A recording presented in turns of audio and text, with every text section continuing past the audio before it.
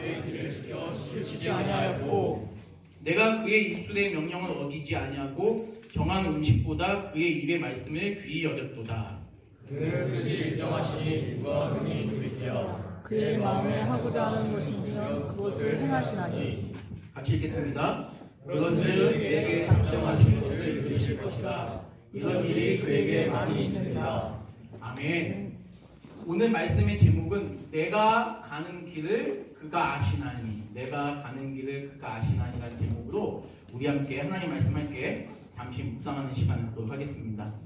오늘 이렇게 귀한 자리에 나오신 우리 귀한 성도님들, 장병 여러분 모두 주님의 이름으로 진심으로 환영합니다. 하나님의 은혜 가운데 여러분 모두의 삶이 늘 기쁨과 평강이 넘치는 그런 삶이 되었으면 좋겠습니다. 특별히 우리 귀한 믿음의 우리 간부님들이 함께 해주셔서 너무 참 예배가 더 뜻깊고 풍성한 그런 은혜의 자리인 것 같아서 너무 감사드리고 우리가 이 시간 오늘도 여전히 또한 욥기의 내용을 가지고 이제 설교를 함께 나누도록 하겠습니다. 욥기의 내용을 설교하는 게 저도 이제 힘이 이제 드네요. 힘이 듭니다. 설교하는 저도 힘이 들고 아마 듣는 여러분들도 힘이 들 겁니다. 아니 언제부터 욥기를 시작했는데 아직까지 욥기를 하고 있어라고 생각이 들 겁니다. 즐겁고 신나고 행복한 이야기라면 모르겠는데 이 욥기에 나온 내용들은 계속 재미가 없어요. 없고 고난, 불행, 짜증, 원망의 이야기만 계속 나오니까 아마 질릴 수도 있을 것입니다. 이런 이야기를 계속 듣게 되면 우리의 심정이 되게 우울해질 수 있을 것 같아요. 이 욥기가 바로 그러한 성경입니다. 하나님 말씀이죠. 작년 12월부터 제가 욥기를 시작했는데 올해 1월을 제외하고 11주를 제가 여러분에게 욥기를 함께 설교를 했습니다. 이제는 이제 그만해도 좋을 때가 된 것 같아요. 우리 사랑하는 우리 장병 여러분, 이제 오늘, 다음 주, 그 다음 주까지만 하면 이 욥기는 끝납니다.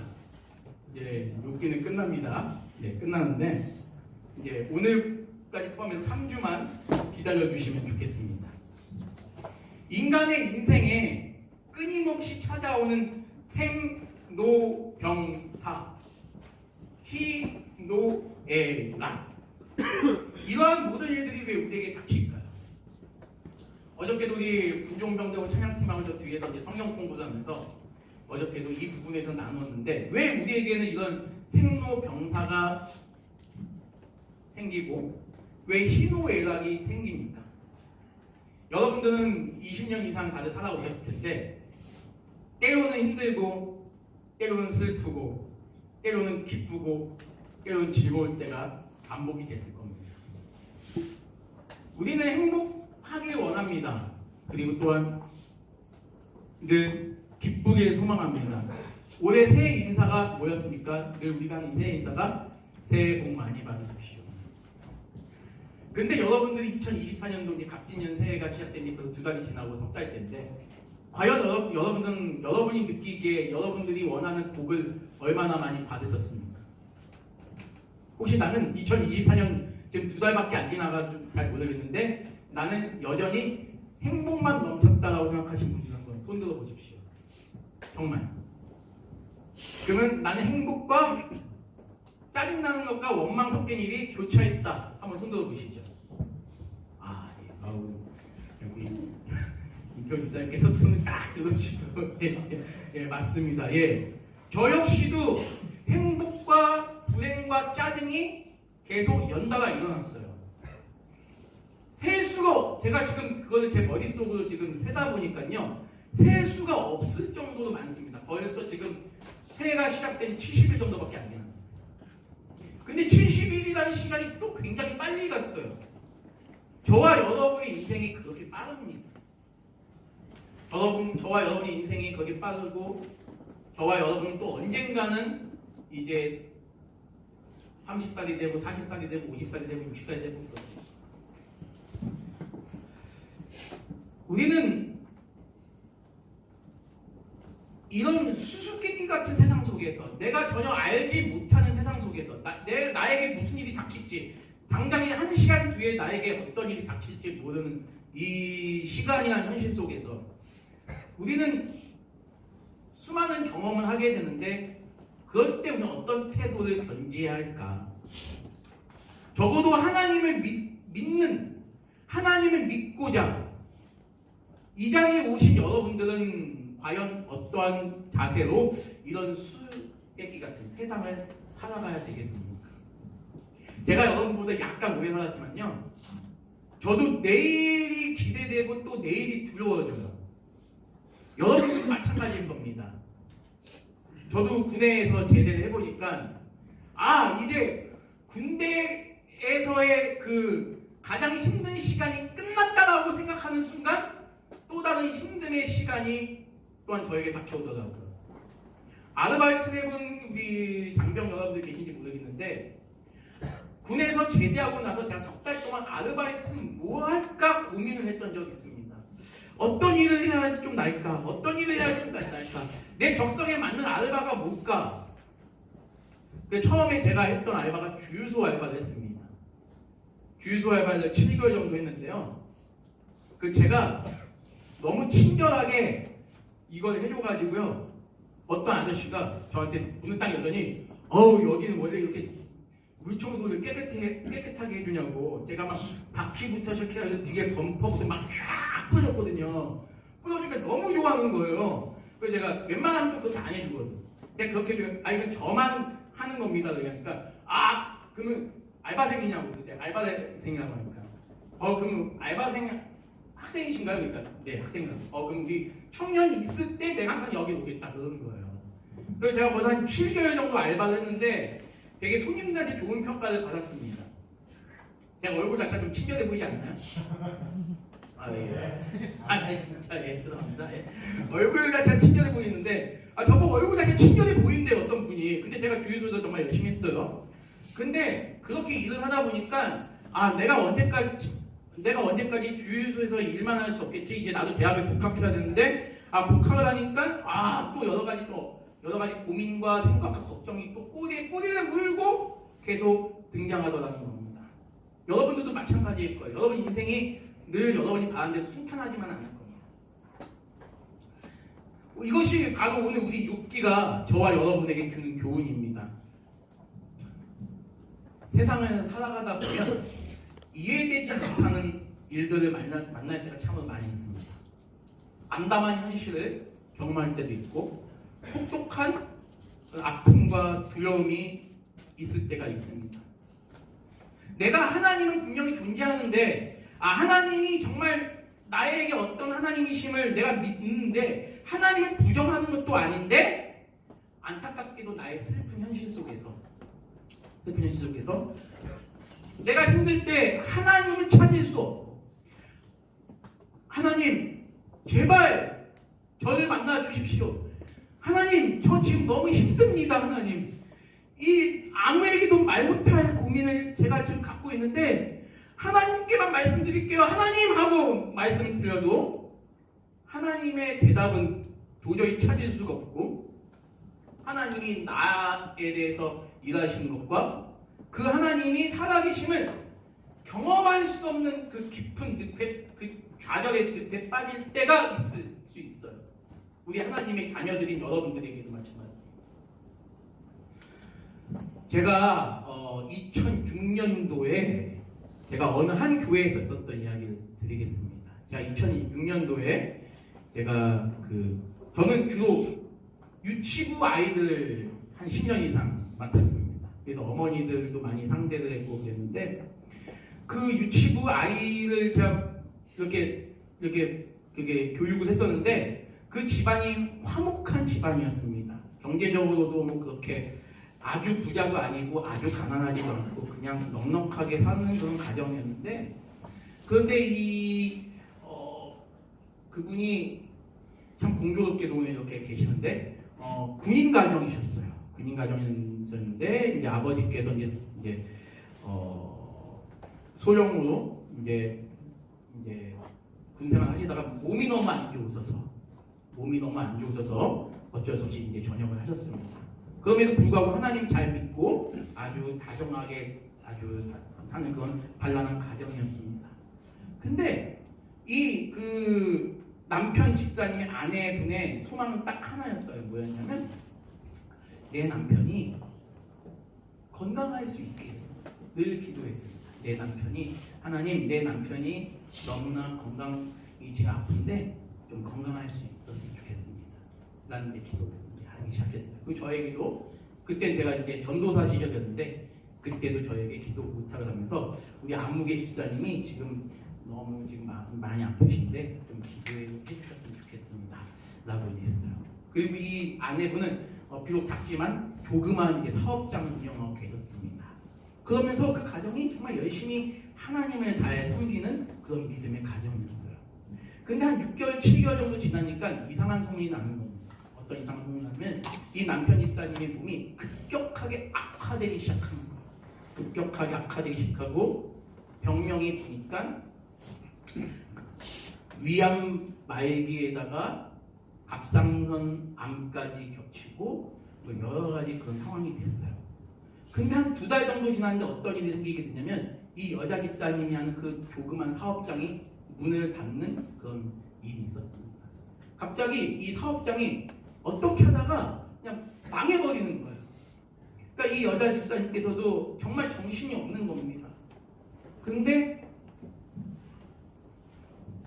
한 6달 지나다가 결국엔 이 남편분이 하나님의 부르심을 받고 세상을 떠나게 되었어요.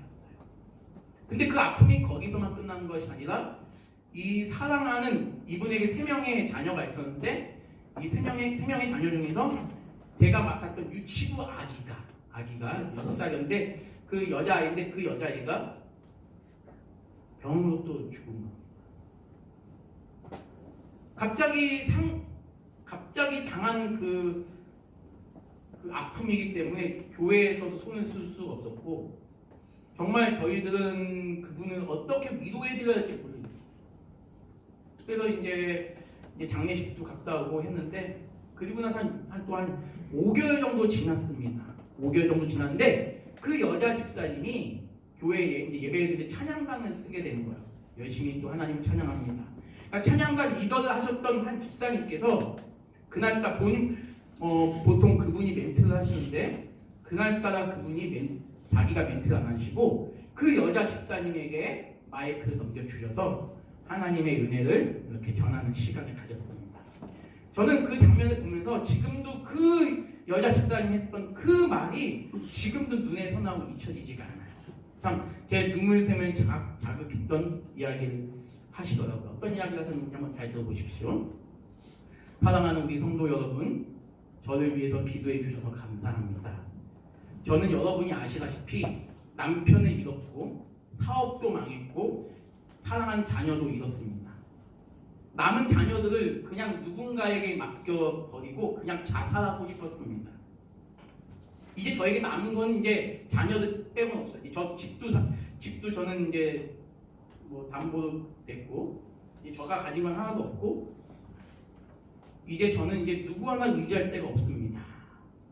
그런데 그 다음 말이 제 눈물샘을 자극했습니다. 어떤 말을 하셨냐면 이분이 제가 정말 떨어져 죽고 싶고 정말 응급 자살도 하고 싶었지만 내가 하필이면 재수없게 예수를 믿게 되어 죽지도 못하고 이렇게 살아가고 있습니다. 왜 내가 재수없게 예수를 믿게 되어 죽지도 못하고 지금 이렇게 살아있는지 모르겠습니다. 그 집사님의 믿음이 안 좋은 것이 아니라 자신이 지금 너무나 아프다고 신음소리를 내고 있는 거예요. 그 얘기를 들으니까 그분의 그 말하는 것을 우리가 욕을 할 수 없겠다. 근데 그 집사님의 그 다음 말이 또 이러했습니다. 어떤 말 하셨냐면 아무것도 이루어진 게 없고 내가 하나님께 기도했던 모든 내용들이 이루어진 게 단 하나도 없지만 저는 이렇게 하나님을 찬양하는 것이 너무나 좋습니다. 그러니까 그 이야기를 들을 때 참 많이 성도들이 함께 울었어요. 내가 하필이면 수많은 종교 가운데 재수없게 예수를 믿게 되어 지금 죽지도 못하고 있다. 이 말이 여러분에게 어떤 의미로 다가가실지는 모르지만 우리 기독교는 바로 그러한 종교다. 사실 여러분 좀 한번 여러분께서 좀 묵상해 주셨으면 좋겠어요. 그러면서 이분이 찬양을 이어가던 모습이 여전히 기억이 납니다. 한 여성이 자신의 그토록 비참하고 슬펐던 인생의 한 부분을 예수님을 의지함으로 힘겹게 살아내가는 그 모습을 제가 목회 초년병 시절에 겪었던 것을 여러분에게 한번 나누었습니다. 제가 여러분에게 왜 이 이야기를 하게 되냐면 욥 역시 우리가 10주 동안 계속 보았던 이 욥 역시 마찬가지였기 때문입니다. 어느 날 갑자기 닥쳐온 참담한 현실. 제가 여러분에게 여러 번 강조했기 때문에 더 이상 강조하지 않겠습니다. 욥이 당했던 그 무지막지한 고난들, 그리고 그 고난들 앞에서 무너질 수밖에 없었던 욥. 당연히 무너질 수밖에 없죠. 어떻게 안 무너질 수가 있겠습니까? 친구나 아내나 모두가 다 욥을 외면했습니다.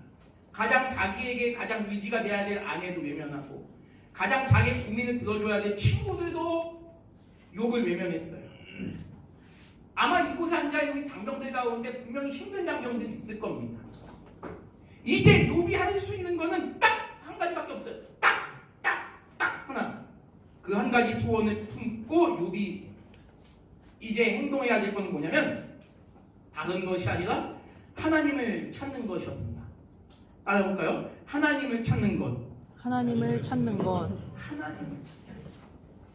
하나님이 계신 곳을 내가 지금 이게 욥의 고비, 이게 오늘 읽지 않았지만 지금 23장 1절부터 나온 내용이 그겁니다. 하나님이 계신 곳을 내가 볼 수만 있다면 우리 눈에 보이지 않는 하나님, 이 사랑하는 남편이 돌아가서 이 육군 이 소령 출신의 이 남편이 그 합병증으로 그렇게 돌아가실 때 그렇게 우리 그 여집사님이 늘 눈물 뿌리며 기도했거든요.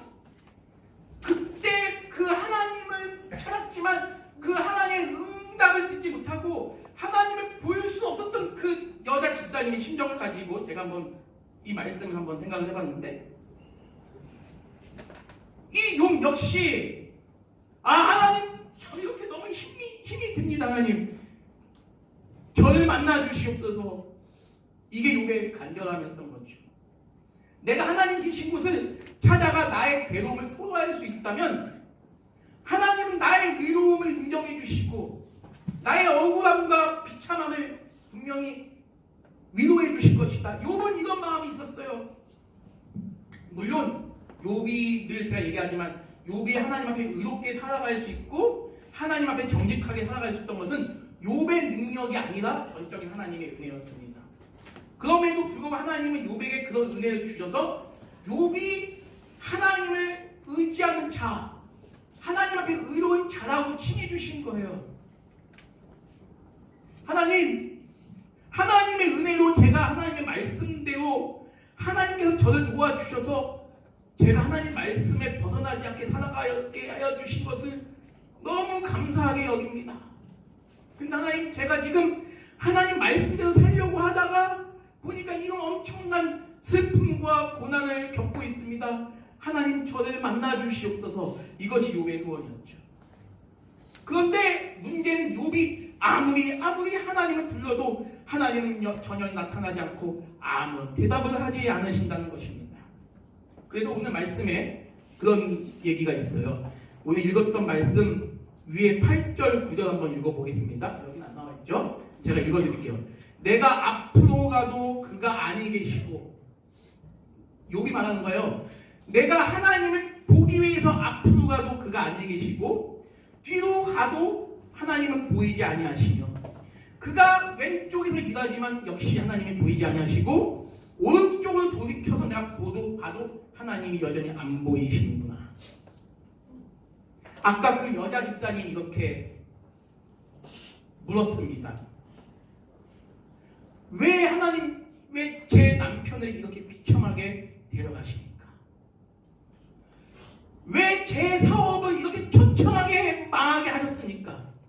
그런데 그 여자 집사님이 그 앞에서 얘기할 때 어떤 얘기가 하냐면, 하나님은 나에게 그것에 대해서 단 한마디도 말씀하지 않으셨지만 여전히 하나님이 나를 사랑하시는 줄 믿습니다.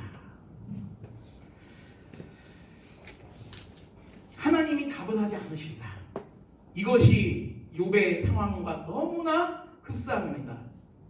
그런데 우리는 오늘 말씀을 보니까요, 욥이 이런 비참함과 절망의 한 가운데서 우리에게 위대한 한 고백을 들려주고 있는 것을 보게 됩니다. 저는 이 고백이 여기 앉아있는 사랑하는 우리 용사 여러분들에게도 필요하고 우리에게 허락하신 하나님의 말씀으로 이해되어지길 간절히 소망하며 10절의 말씀을 함께 읽어주셨으면 좋겠습니다. 우리 말씀 좀 보여주실까요? 10절을 함께 읽겠습니다. 시작!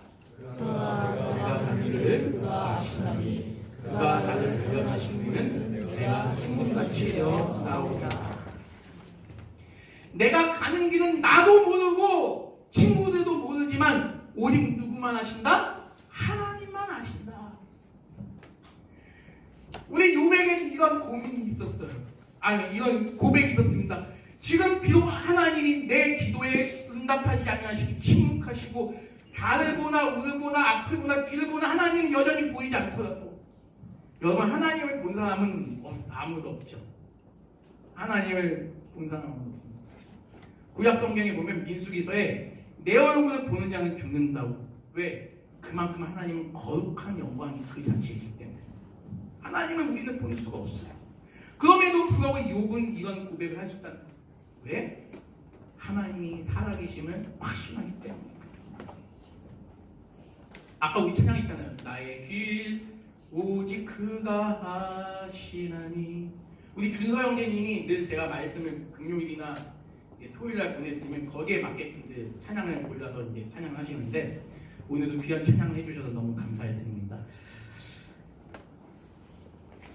나의 가는 길은 나는 몰라요. 여러분의 인생의 길을 여러분은 어떻게 하시겠습니까? 지금 당장 저에게 다른 전화가 와가지고 저에게 갑자기 목사님 부모님이 돌아가셨어요 이렇게 연락이 올 수도 있고, 목사님 갑자기 목사님 사는 그 집이 무너져 왕창 무너졌습니다 하고 연락이 올 수 있단 말이에요. 우리는 나에게 닥쳐오는 그 순간의 찰나의 그 모든 것도 우리 전혀 알 수가 없어요. 우리 연약한 인간이기 때문에. 그러나 우리 하나님 아신다는 거예요. 하나님의 존재를 아무데도 찾을 수 없고 그분의 음성을 우리는 듣지 못하지만 하나님은 여전히 살아계신다.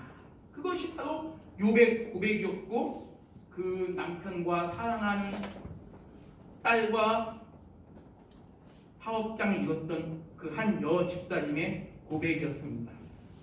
하나님의 살아계심과 역사하심이 내 현장 속에서 여러분의 삶 속에서 발견되지 않을지라도 하나님은 여전히 나를 위해 일하시며 하나님은 여전히 나를 향하신 진실한 계획을 갖고 계신다라는 것을 믿는 믿음, 이것이 성경이 우리에게 보여주는 진실된 믿음입니다.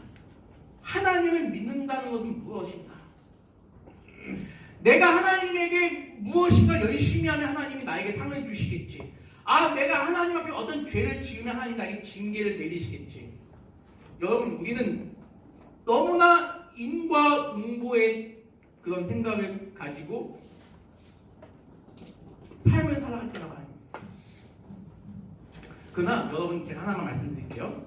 하나님이 택한 백성은요 반드시 하나님의 은혜 가운데 다시 일어섭니다.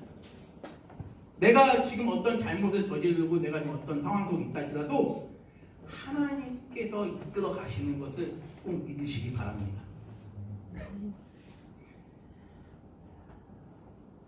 나를 향하신 하나님의 계획. 근데 지금 제 인생을 돌아보니까요, 하나님께서 저의 삶 속에 단 한순간도 개입하지 않으신 적이 없다는 사실을 제가 되게 확신하게 되더라고요. 저는 군대에 있으면서 제가 대대분종으로 있으면서 어떤 생각이 있냐면, 나중에 내가 신학 공부를 마치고 이제 목회자의 길에 들어선다면 언젠가는 꼭 군인교회를 섬기고 싶다라는 생각을 했었습니다. 근데 그때가 오지 않길래 저는 이것이 하나님의 계획은 아닌가 보다라는 생각을 했어요. 그런데 우연치 않게 재작년에 제 후배 목사님이신데 저희 교단의 분종 목사님을 전역하신 목사님이 우리 수도 포병여단의 장한영 목사님하고 되게 친한 목사님 한 분 계셨어요. 근데 장한영 목사님이 예배를 마치고 여단 본부에서 여기까지 오는데 차가 막히니까 거의 2시간이 걸린다는 겁니다. 그래서 늘 정신없이 우리 석정 군인교회까지 한 넉 달을 예배를 인도하면서 너무나 이분이 이제 짐이 빠진 거죠. 그러면서 제 후배 목사님 그분을 통해서 혹시 군선교나 이런 군에 대한 사역에 혹시 관심이나 열정이 있는 분이 있으면 좀 소개를 좀 해주셨으면 좋겠다라는 이제 그런 부탁을 하셨어요. 그래가지고 그렇게 제가 이제 우리 이제 부대 오게 됐습니다. 한 석 달 정도의 무슨 여러 가지 절차를 다 마치고 제가 이제 우리 부대에 오게 돼서 제가 이제 본격적으로 이제 군인교회에 대한 사역을 시작하게 됐는데, 근데 아무튼간에 그 모든 과정을 이렇게 돌아보니까요, 제가 군대에 있을 그때 20몇 년 전에 그때부터 지금까지 하나님께서는 제가 가지고 있는 그 꿈, 하나님이 주셨다고 좀 믿어요. 그 하나님이 주신 그 꿈을 저와 여러분 이루게 하시기 위해서 주님이 친히 일하고 계셨다는 사실을 제가 깨닫게 됩니다. 주님이 친히 일하셨다. 그냥 가만히 계신 것이 아니라 친히 일하고 계셨다. 그래서 제가 지금도 이렇게 우리 귀한 여러분들을 만날 수 있음에 늘 그래서 감사가 되고 여러분 한 명 한 명이 하나님께서 부족한 저에게 보내주신 귀한 용사들이고 천사들이라는 생각을 하게 됩니다. 그래서 제가 감사하게 1년 동안 이 자리를 저번 주가 정확하게 1년이 됐어요. 저번 주가 정확하게 1년 됐고 1년 전에 같이 군종병 생활을 같이 했던 우리 강성수 형제 저녁 환송식을 했었습니다. 아무튼 간에 내 인생 나는 모르지만 그 모든 과정을 통과한 후에는 주님께서 나를 위해 계획하신 그 모습대로 순금같이 정금같이 변화되어 나올 것이라는 그 믿음을 갖는 거예요. 욥이 지금 그런 믿음을 갖는 거예요. 그 여자 집사님이 또 어떤 말을 하셨냐면, 내가 만약에 하나님을 믿지 않았더라면 나는 이미 자살하고 죽었을 것이다. 그런데 재수없게도 내가 이 말을 좀 여러분께서 좀 이렇게 역으로 들었으면 좋겠어요. 재수없게도 내가 예수를 믿는 바람에 죽지도 못하고 내가 이 고통 속에서 하나님의 살아계심을 믿고 있다라는 고백을 하는 거예요. 많은 연예인들 가운데 크리스찬들이 있는데요. 그 크리스찬들 가운데 보면 유독 기독교에 있는 연예인들이 자살을 많이 하는 경우를 보게 돼요. 근데 저는 안타까운 말씀이지만, 죄송한 말씀이지만 참된 믿음이 아니었기 때문에 그럴 수밖에 없다는 생각이 듭니다. 저는 여기 앉아 계신 우리 성도 여러분들이 정말 하나님의 살아계심만을 여러분이 확신한다면 어떤 상황도 능히 이겨낼 수 있다는 확신을 갖게 됩니다. 하나님의 경외심을 현실적으로 우리는 체험하지 못할 수도 있어요. 여러분이 일평생 100년 여러분이 하나님을 믿다가 그냥 아무것도 체험하지 못하면 죽을 수도 있습니다. 그러나 하나님 계심을 믿는다면 그 믿음으로 말미암아 이런 결론, 그가 나의 길을 아시나니 내가 결국 나중에는 순금같이 되어 나올 것이다. 이제 말씀을 마치기 전에 욥이 이런 결론에 이르게 된 것을 제가 하나만 말씀드릴게요. 그리고 두 가지 결론을 내리고 말씀 마치겠습니다. 욥이 이러한 신앙 고백을 할 수 있었던 것은 욥이 하나님에 관한 지식을 가지고 있었기 때문입니다. 여러분께서 13절과 14절을 좀 읽어주십시오. 다시 한번 13절과 14절 한번 읽겠습니다. 시작. 그는 뜻이 일정하시니 누가 그리 돌이키라. 그의 마음에 하고자 하신 것이면 그것을 행하시나니 그것은 내게 작정하신 것을 이루실 것이다. 이런 일이 그에게 많이 있느니라. 네. 하나님은 어떤 분이시다? 뜻이 일정하신 분이시다. 여기 앉아 계시는 각각의 각각의 우리 장병 여러분들에게 가지신 하나님의 뜻은 결코 변치 않으신다는 것. 이거에 대한 여러분 지식이 있어요. 아, 하나님은 불변하신 하나님이시구나. 하나님은 신실하신 하나님이시구나. 나에 대한 하나님의 계획. 나는 모르지만 나를 향하신 그 하나님의 계획은 반드시 성취되게 하시는 분이시구나. 그렇기 때문에 욥은 이런 사실을 깨닫습니다. 죽고 싶어도 예수 그리스도를 믿게 된 그것 때문에 더 이상 나는 죽을 수가 없구나. 하나님이 나와 그런 비참한 상황 속에서 이 세상을 내가 살아가는 이 순간을 살아내게 하실 것이라는 그 확신이 있기 때문에 이건 내가 죽어서 끝날 문제가 아니고 이 고난은 나 한 개인의 고난의 문제가 아니라 이 고난의 신비 속에서 자신의 영광을 드러내실 하나님이 하신 일들을 하나님께서 이루어 가시는구나. 내가 죽어서 끝나는 것이 아니라 나를 통하여 하나님이 그 고난의 신비 속에서 나를 통하여 하나님의 영광을 드러내실 그 무엇인가가 있구나. 이것을 깨닫게 되는 게 바로 욥이라는 것입니다. 그것 때문에 욥이 이런 말을 하는 거예요. 내가 가는 길은 오직 하나님만 아신다. 내 문제가 아니라 결국 이거는 뭐다? 하나님의 문제라는 사실을 깨닫게 되는 겁니다. 그래서 이제 우리 두 가지만 얘기하고 마치도록 하겠습니다. 한번 따라해 보겠습니다. 하나님은 여러분을 너무나 잘 알고 계십니다. 너무나 잘 알고 계십니다. 하나님은 여러분을 너무나 잘 알고 계십니다. 하나님은 여러분의 존재와 여러분의 가치와 여러분의 목표와 여러분의 인생 전체를 아신다는 것을 믿으시기 바랍니다. 이것이 얼마나 큰 위로입니까? 나는 알파와 오메가요. 나는 처음과 나중이. 나는 너의 하나님이 될 것이고 너희는 나의 백성이 되리라. 너희가 어떤 상황에 처할지라도 나는 너희를 결코 버리지 않을 것이며 너희가 어떤 일을 한다 할지라도 내가 너희들을 끝까지 나의 자녀로 붙잡을 것이다. 우리는 우리 자신에 대해서도 모릅니다. 그러나 하나님은 날 그 누구보다도 더 잘하시는 분이십니다. 여러분이 완성될 그 자리가 언제인지 모르지만 완성될 그 자리까지 서도록 하나님이 여러분과 함께 하실 것입니다. 두 번째 마지막입니다. 13절 보면 하나님은 한결같으신 분이십니다. 진실하신 분이 바로 하나님이십니다. 하나님의 일방적인 작정과 계획 가운데 시험을 받게 된 욥입니다. 한결같은 하나님의 계획을 통해 너는 나의 백성임을 하나님께서 확증하시고 계시는 거예요. 너가 이런 시험 가운데서도 내가 너의 믿음을 끝까지 붙들어서 너가 결코 망하지 않도록 하나님께서 한결같이 붙잡아 주신다. 우리 컨디션에 따라 우리에게 주어진 하나님의 복이 좌지우지 되는 것이 아닙니다. 그분의 약속의 풍성하심에 따라서 여기 계신 여러분 모두가 정금같이 변화되어질 걸 믿습니다. 우리 예빈 형제님 하나만 보여주세요. 그 말씀. 네, 우리 한번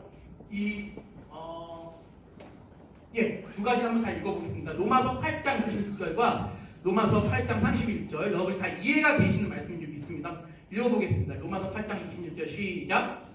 성령으로 우리의 연약함을 도우시나니 우리는 마땅히 기도할 바를 알지 못하나 오직 성령이 말할 수 없는 탄식으로 우리를 위하여 친히 간구하시느니라. 예, 우리를 위해서 하나님께서 기도하십니다. 로마서 8장 31절 읽겠습니다. 시작. 만일 하나님이 우리를 위하시면 누가 우리를 대적하리요? 누가 우리를 그리스도의 사랑에서 끊으리요? 내가 확신하노니 사망이나 생명이나 천사들이나 권세자들이나 현재 일이나 장래 일이나 능력이나 기쁨이나 다른 어떤 피조물이라도 우리를 우리 주 그리스도 예수 안에 있는 하나님의 사랑에서 끊을 수 없으리라. 오늘도 한 병사를 만났습니다. 그 병사가 지금 너무 힘들어하고 있어요. 그래서 제가 그 병사를 위해서 기도해 준다고 했습니다. 저는 여러분들 위해서 계속 기도하겠습니다. 힘내시고 하나님의 살아계신 그분이 여러분을 끝까지 붙잡고 계신다는 사실을 믿으시는 우리 믿음의 성도님 모두가 되시기를 간절히 소망합니다. 기도하겠습니다. 하나님 아버지 참으로 감사드립니다. 부족한 자가 오늘 하나님의 말씀을 전하였습니다.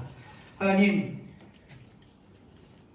저도 부족하고 이곳에 앉아있는 우리 귀한 주의 백성들 역시 부족한 존재들입니다. 그럼에도 불구하고 우리는 때로 우리의 부족함 그 자체를 가지고 하나님 앞에 나아옵니다. 하나님, 우리의 연약함 가운데서도 우리의 마음을 받아주시고 우리를 지켜주시옵소서.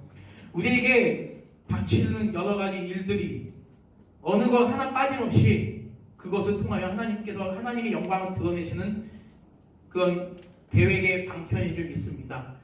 어떤 상황에서도 우리가 낙심하지 않고, 비록 낙심하더라도 끝까지 우리가 하나님 한 분만큼은 붙잡고 살아갈 수 있는 우리 믿음을 우리 귀한 장병들에게 허락하여 주시옵소서. 하나님의 은혜가 이곳에 있는 모든 장병들에게 임하길 소망합니다. 장병들 가운데 원치 않는 그런 고민과 걱정을 가지고 있는 그들이 있다면 좌절하고 무너진다 할지라도 하나님을 외면하는 일만큼 없도록 하나님 도와주시옵소서. 우리 장병들의 삶을 지켜주실 걸 믿사오며 살아계신 우리 주 예수님의 이름으로 감사하며 기도드립니다.